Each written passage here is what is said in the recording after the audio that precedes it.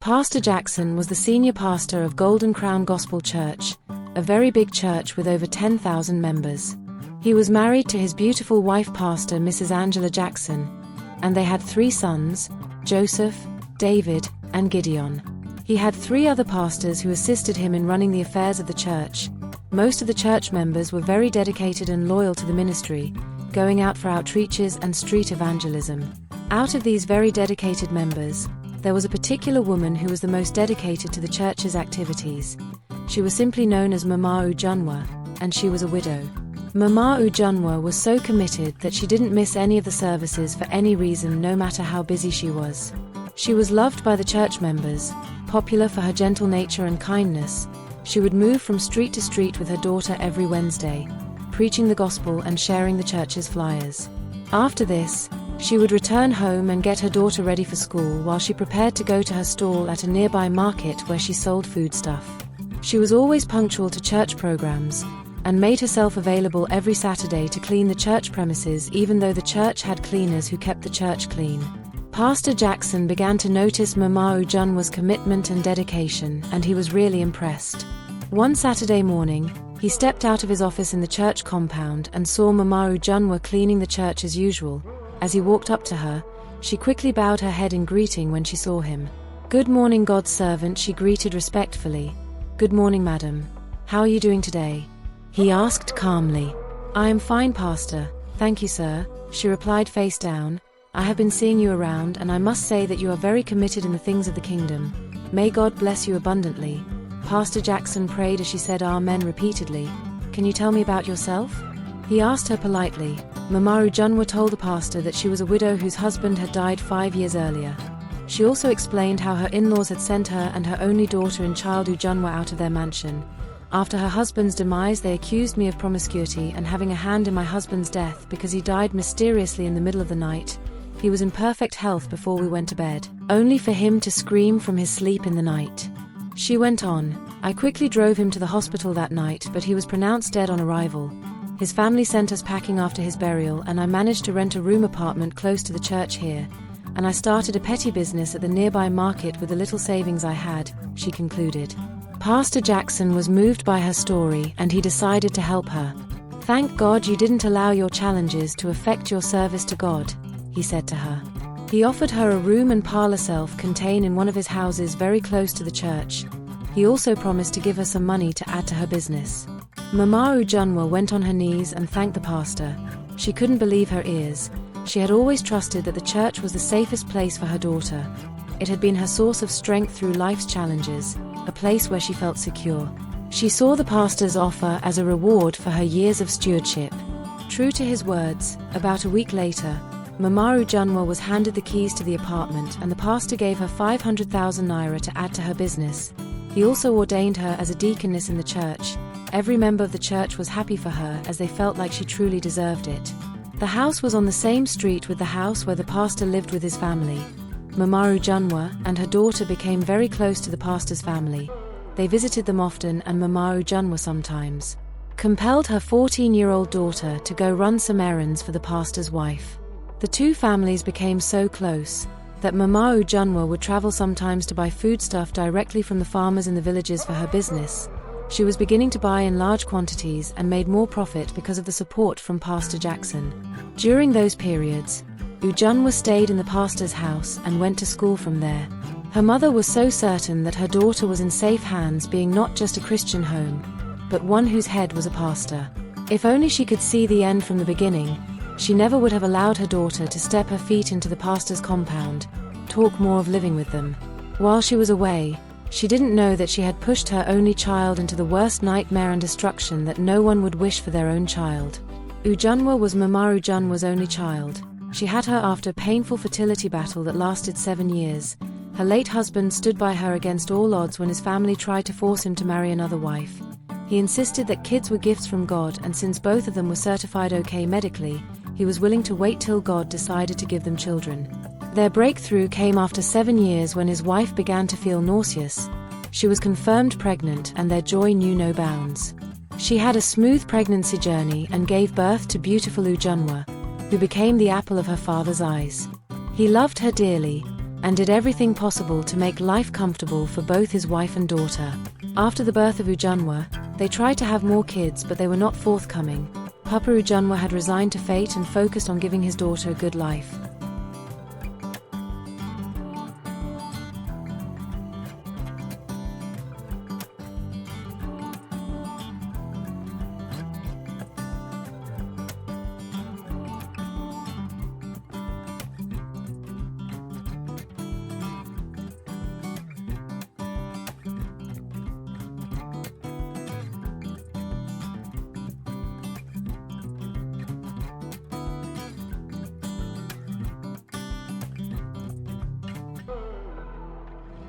The only thing she said to her was that she shouldn't allow any man to touch her. This was unfortunately too ambiguous for her to understand. She saw her male classmates touch the females and no one was hurt, so she shrugged off her mother's warning. Ujunwa was already 14 years by the time Pastor Jackson decided to help her mother after he saw her dedication and commitment in the church. Ujunwa, who was a church girl like her mother, was full of youthful energy and was used to the rhythms of church life. Her mother continued to send her to the pastor's house to run errands for Pastor Mrs. Angela. Although the pastor's wife didn't think it was necessary sending Ujunwa to run errands for her, she didn't tell her to stop, as she didn't want to hurt her or make her feel like her daughter was not welcomed in her home. On one of such occasions, when Mama Ujunwa traveled to buy farm produce directly from farmers in the village, she took longer than expected. It was holiday period and the children are all at home. In the morning, Pastor Jackson would leave home to his office at the church premises, while his wife left for her supermarket, which was located in the heart of the town. Ujunwa was usually left alone with the pastor's 3 sons, Joseph, David, and Gideon. The pastor and his wife didn't think anything could go wrong, as they felt they had taught the children enough to keep them in check. The 3 sons were all older than Ujunwa, with David being the eldest of the 3, and he was 21 years. David gained admission into the university and had spent just 1 year before he gained admission. Pastor Jackson and his wife were very strict with them and hardly allowed them go out at will. Their movement was triangular: home to church, to school, and back home. As soon as he got to school, he felt like he had gotten all the freedom he needed. He began to make friends with some terrible boys who had introduced him into several bad habits. They told him to go ahead and have a girlfriend and have sex as much as he wanted, which he had already begun back in school. He had a girlfriend with whom he slept with whenever he wanted. Although he was still having doubts about the new way of life which he had just been introduced to, which was the direct opposite of his parents' teachings. When he saw Ujunwa, he decided to try things out with her. David was naturally a funny guy who had a way of making friends easily because of his friendly nature. One hot afternoon, Ujunwa was in the visitor's room, which was where she always spent the night whenever her mother was away. She was reading a short story when David knocked the door, went inside and bolted the door. Joseph and Gideon were taking a nap. He began to tell her stories about school life and how much fun there was at the university. He also told her some jokes which made her laugh so hard. Then he moved closer to her and began to touch her. Ujunwa resisted, but he calmed her down, saying he was only playing with her. After a while, he slipped his hands into her private parts. Ujunwa wanted to scream, but he covered her mouth with his other hand. He eventually had his way with her and she began to bleed. She cried so hard and threatened to report him, but he warned her, "If you try it, I will kill you, I promise." He opened his pocket and showed her a small knife to back up his threat. Ujunwa became afraid and promised not to tell anyone. He went out and returned with a roll of tissue paper with which he asked her to clean up. Then he walked back to his room feeling satisfied. Ujunwa was so scared that she locked herself up in her room till the pastor's wife returned in the evening. Pastor Angela noticed her change in mood and asked her what was wrong with her. "I am fine, Ma. I have been sleeping all day," she lied. "Fine. Then come and join me here and let's prepare dinner," she said to Ujunwa calmly. Ujunwa joined her in the kitchen and they began to cook. While they were at it, Pastor Angela asked her again if she was sure she was okay. Ujunwa wanted to tell her exactly what happened at this point when David walked into the kitchen and shot her a dangerous glance. "I am fine, Mummy," she replied and quickly looked away.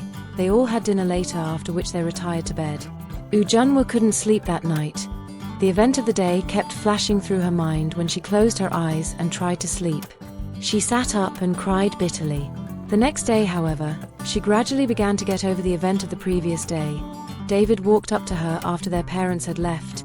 He begged her to forgive him for what he did, saying he did it because she was beautiful and that he loved her. "I forgive you, David. Ujunwa said shyly. David invited her out to the compound and they played some games with Joseph and Gideon. This further helped Ujunwa to loosen up. 3 days after David had his way with Ujunwa, he sneaked into her room again. This time he spoke to her calmly, telling her that he wanted her to be his girlfriend. He was gentle and easy with her and he slept with her again. This time around Ujunwa enjoyed every bit of it. After they were done, David asked her if she enjoyed it and she agreed. "I enjoyed it, David. And I think I would like to try it again someday," she said, smiling.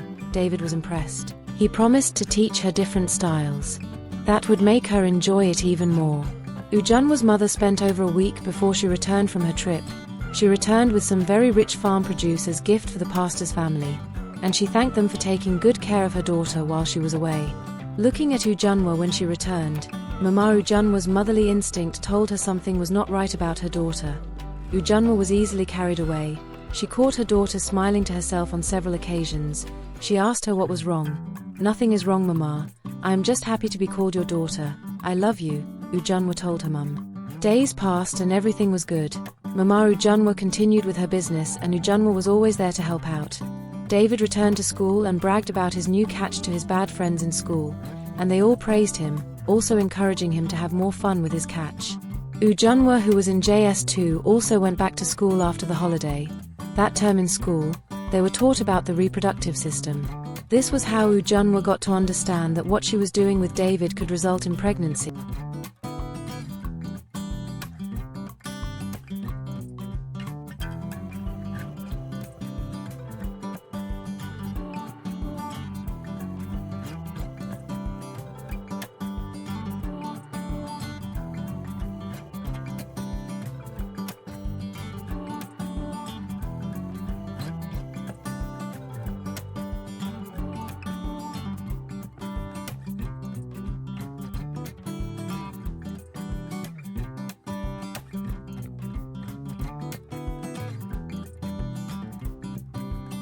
When she returned home to her mother, she would act like the innocent church girl that her mother was used to. David also pretended to be the calm pastor's son whenever he was in the house, but immediately he got to school he changed completely. This act by David and Ujunwa continued for months till Ujunwa turned 16. By this time, she had become addicted to it and was very much aware of the dangers involved in it. Ujunwa suddenly missed her period one particular month and she was really scared. She confided in one of her very close friends in school who suggested that she did a urine pregnancy test. The girl went with her to the pharmacy and got a PT strip. She conducted the test and it came out positive. Unsure of how to handle the situation, Ujunwa waited for David to return home after about 2 weeks. She went to their house, called him out to a secluded area in the compound and broke the news to him. David was thrown off balance. "What do we do now?" "I am too young to be a father and you are not ready yet," David said. He was visibly shaking. "I will come up with something. In the meantime, please don't tell anyone about this, do you understand?" he asked her. "Yes, I understand," Ujunwa responded. They both turned to leave and got the greatest shock of their life. Pastor Jackson was standing right behind them and he heard everything. David and Ujunwa were shocked to their bones. They didn't hear any footsteps behind them, so they wondered how Pastor Jackson got to them without notice. The pastor had left some files at home when he was leaving home that morning. He came back home for the files but parked his car outside and walked into the compound. He heard whispers from the backyard and decided to see who was there. Pastor Jackson stared at them for a while without saying a word. They both began to shiver after. Then the pastor turned and began to walk away. "Follow me now," he thundered.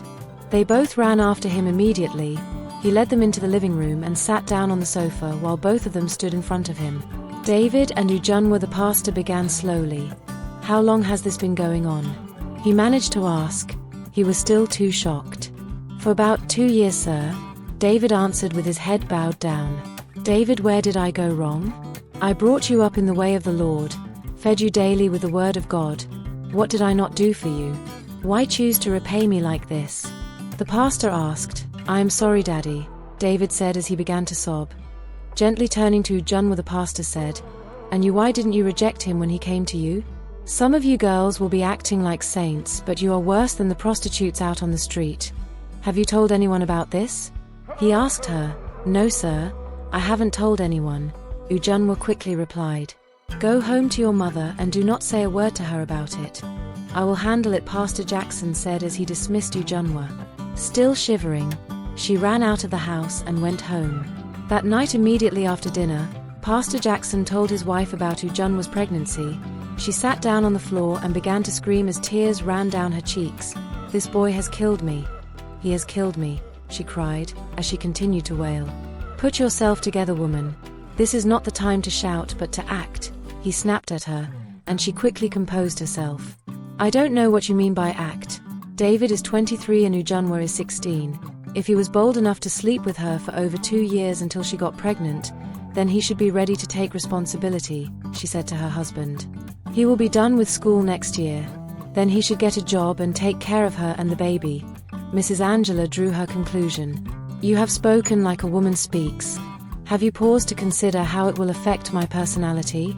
Pastor asked her when she stopped talking. "I am a pastor and a mentor to many people, married, singles, and young parents. They all see me as a role model. How do you expect them to see me if this news gets out there?" He asked her.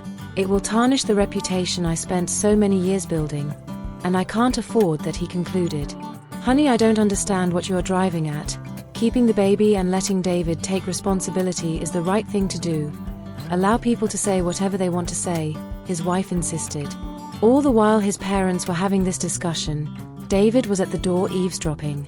"God forbid that I become a father at this tender age," he muttered. As he left the door and returned to his room, he decided to handle the matter his own way without letting his parents know about it. He called one of his bad friends and told him what was going on and how his mother was insisting he took responsibility.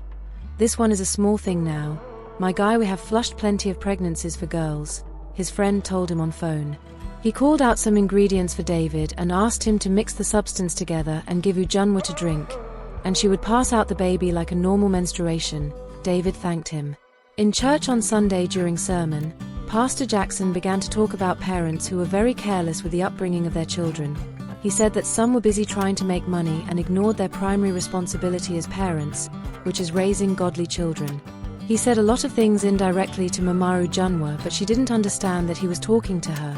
Although she was touched by the sermon and made up her mind to make amends, she didn't know that things had gone so bad. During service, David passed a note to Ujunwa asking her to meet him at a certain location after service. At home that day, Pastor Jackson told his wife that he would invite Mama Ujunwa and reach an agreement with her to abort the baby while he paid them some money as compensation. His wife didn't like the idea and she kicked against it. They were unable to reach an agreement. On that day, Ujunwa met David at the agreed location and he gave her the substance which he had already mixed together like his friend had explained.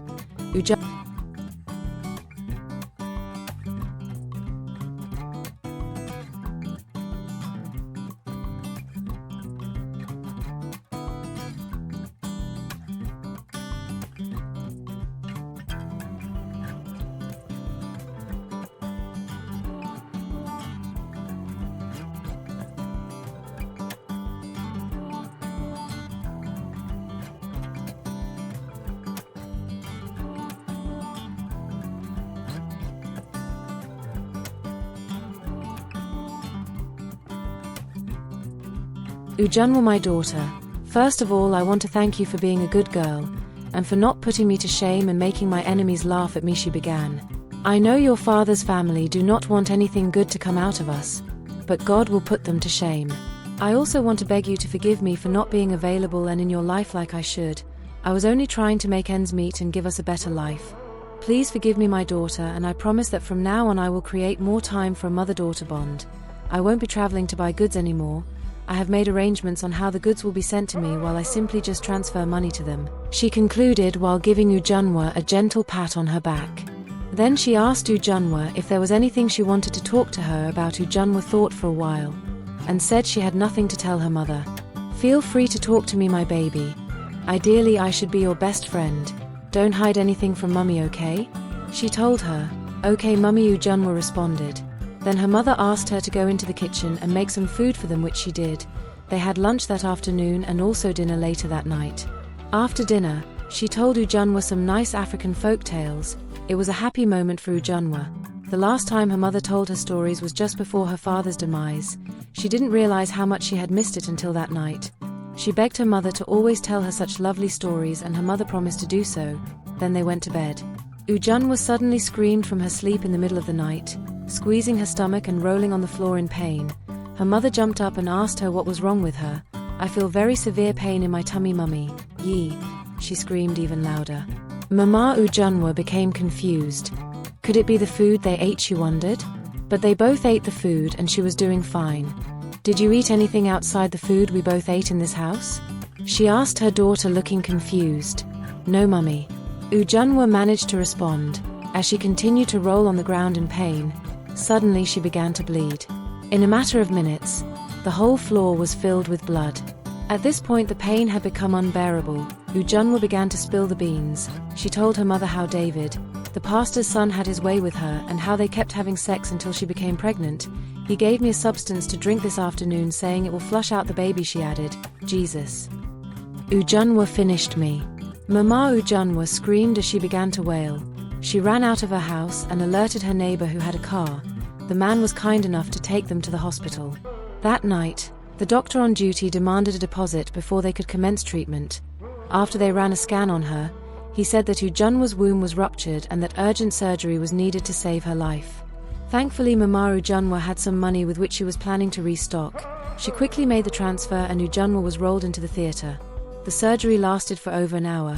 That was the longest 1 hour Mama Ujunwa ever had in her entire life. She continued to cry uncontrollably, begging God to have mercy on her and not render her childless in her old age. "Dear God, I know I have been very careless with my parental duties. Please, I beg you to have mercy on my poor child. I take all the blame. I failed as a parent.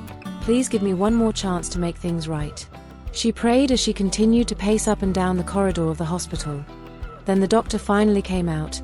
The look on his face nearly made Mama Ujunwa collapse. "Doctor, how is my daughter?" Mama Ujunwa asked, looking anxious. The doctor stared at her for a while, then he turned facing his office. "Come with me to my office, Ma," he told her without looking back. "Doctor, whatever it is, please tell me here and now. I will take it in good faith," Mama Ujunwa blurted out, stopping the doctor. He turned to face her and wanted to say something, but Mama Ujunwa interrupted him. "Was the surgery successful? Were there complications? Please tell me, doctor. Tell me everything went fine." Mama Ujunwa said, looking so restless. "I am a widow and that girl is my life. She is my only child. She is the one I am living for. If anything happens to her, I will die." Mama Ujunwa added as she broke down in tears, thinking that the worst had happened. "The surgery was successful," the doctor said, jolting her to her feet. She began to dance and sing praises to God while the doctor watched her in amusement. "God of the widow and God of the fatherless, thank you for coming through for me. I will serve you forever," she sang. She was about moving her dancing steps to another gear when the doctor gave her a gentle tap. "Madam, I asked you to come with me to the office because there is more," he said to her. "She lost a lot of blood already and she would need to be transfused as soon as possible. Her PCV is very low," he added. He called a nurse and asked her to go with Mama Ujunwa to the lab to get the result for Ujunwa's blood test so she could get blood. "Go to the blood bank after getting the test result and get 2 pints of blood for a start.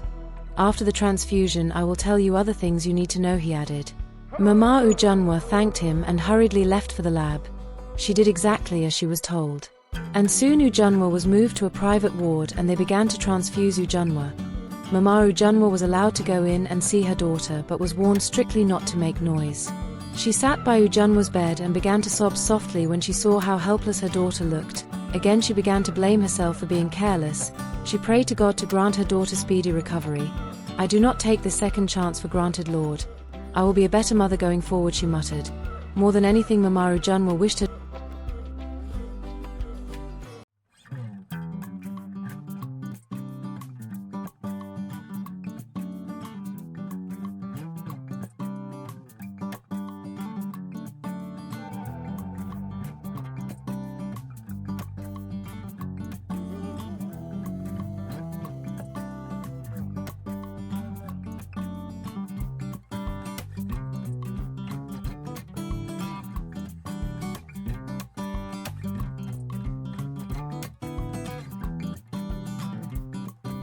"You can start giving her light pap from tomorrow," he told her. He asked her to see him in his office as soon as she could. All the while Mama Ujunwa didn't call Pastor Jackson and his wife or go to them. She was only interested in her daughter's recovery. She excused herself and went to see the doctor after some time. We thank God for her life. She is responding to treatment and her recovery is faster than I thought. However, there is a little challenge, the doctor began. You remember I told you her womb was ruptured? Ordinarily, we would have asked for your consent to take it out if she had given birth or had kids, he went on. But what we did was to patch it up. It was able to arrest the bleeding, but I have bad news, the doctor said, shooting Mama Ujunwa a glance. What news, doctor? Mama Ujunwa sat up immediately. The chances of her womb being able to carry a child is 50/50, the doctor answered her. What do you mean by that, doctor? She may or may not be able to bear children. As a matter of fact, it would take a miracle for her to be able to carry a baby beyond the first trimester. Mama Ujunwa was shocked to her bone. She sat glued to her seat, trying to properly digest what the doctor just told her. If I get you correctly, doctor, you are trying to say that my daughter, Ujunwa, might not have children in this life? She asked, looking shocked. It will take a miracle for that to happen, the doctor replied with a calm voice. God.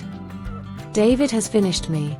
Pastor Jackson and his family have succeeded in destroying my daughter's life, she began to wail.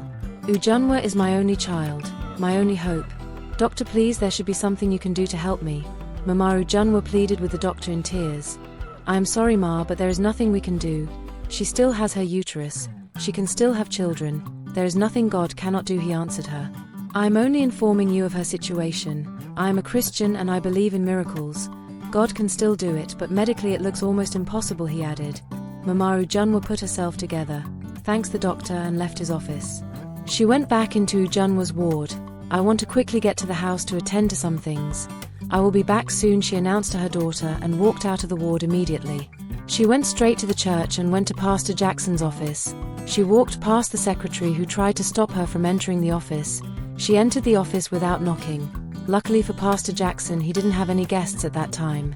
He looked up as the door opened and saw his secretary trying to prevent Mama Ujunwa from gaining entrance. Sandra, let her be, he said to his secretary, who quietly walked out. Mama Ujunwa, you are welcome. I hope all is well, please sit down, the pastor said, offering her a seat. I didn't come here to sit down. Are you aware that your son David got Ujunwa pregnant? Mama Ujunwa asked calmly, trying not to get upset. Pastor Jackson went quiet for some time before he finally answered. I only just found out on Saturday, and I was still waiting for the right moment to tell you, he replied. Oh, I see. Are you also aware that David gave Ujunwa something to drink to get rid of the pregnancy? She asked again this time. Pastor Jackson was surprised. What? David did what? When? How? He asked. As I speak to you right now, Ujunwa is in the hospital. She had to undergo surgery because she began to bleed as a result of the substance she consumed. Pastor, my daughter might not be able to have children according to the doctor, she informed him. Get ready because I will get David arrested, she said, and turned to leave. Stop there, Mama Ujunwa. How dare you threaten me after all I did for you, Pastor Jackson thundered. You are the most careless mother I have ever come across. This is all your fault. You gave Ujunwa too much freedom, he went on. You cannot threaten me with arrest. We can talk things over without having to create a public mess of ourselves, he concluded, looking unapologetic. Mama Ujunwa began to clap her hands. Wonderful speech, Pastor Jackson. I expected this energy from you. So because you did all you did for me, your family can deprive my daughter of her chances of becoming a mother and expect me to be cool with it? If I am the most careless mother, then what are you and your wife? Both of you claim to be pastors, yet you raised a rapist as a son. I will let the whole world know the kind of wonderful parents both of you are. Don't worry, Mama Ujunwa fired at him. As she walked out of his office and slammed the door, Pastor Jackson was very upset. He picked up his phone, called his wife immediately, and asked her to meet him at home at once. Then he left the office and drove straight home. When his wife got home, he told her about his confrontation with Ujunwa's mother. Mrs. Angela was shocked to know that David could give Ujunwa something to take to get rid of her pregnancy. She wondered where he learned it from. David has finally given us a bad name, Pastor Jackson said as he went into David's room and called him out. Please subscribe if you have not done so. Part 2 drops tomorrow. Also like and comment the lessons you've learnt so far. Thank you and stay blessed. Bye.